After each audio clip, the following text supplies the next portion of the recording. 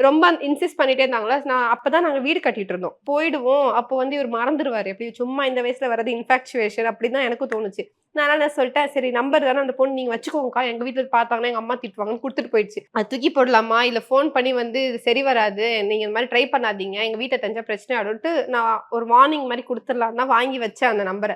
அப்புறம் நான் யோசிச்சேன், எதுக்கு நம்மளா போய் பேசணும்? வேணான்ட்டு அப்படியே அது அப்படியே வந்து ஒரு கேட்ரிட்ஜ் பாக்ஸ் அப்பலாம் கேட்ரிட்ஜ் யூஸ் பண்ணுவோம் பென்னுக்கு. அதுக்குள்ள மடிச்சு உள்ள வச்சு மறைச்சு வச்சிருந்தேன். நான் ஒரு நாள் டியூஷன் போயிட்டு வரும்போது ஒரு நாள் ₹1 காயின் போட்டு ட்ரை பண்ணலான்னே போயிட்டேன். ஃபோன் பண்ணி இந்த மாரி சொல்லிடலாம். இனிமே இந்த மாரி பார்க்காதீங்க, நிக்காதீங்க. எங்க வீட்ல எங்க அப்பா நோட் பண்ணுவாரு எல்லாமே. எங்க அப்பா வந்து பசங்கலாம் யாராவது பார்க்குறாங்களா, போறாங்களா அப்படின்னுட்டு போறப்பலாம் பார்ப்பாரு. அந்த மாரி பார்த்தாருன்னா பிரச்சனை ஆயிடும். அதனால நான் வந்து வேண்டாம். அப்படி சொல்லலான்னு ஃபோன் பண்ணலான்னு போனேன். அதுக்குள்ள வந்து எனக்கு வந்து பயம் வந்துருச்சு. வேணாம் நம்மளா போய் பேசுறோம்னா, ஏதாவது பிரச்சனை வரும்போது, உங்க பொண்ணு தான் எனக்கு ஃபோன் பண்ணுச்சுன்னு சொல்லிட்டாங்கன்னா என்ன பண்றது? அதனால நான் வந்து பண்ணல. விட்டுறலான்னே விட்டுட்டேன். வீடு மாறியே போயிட்டேங்க.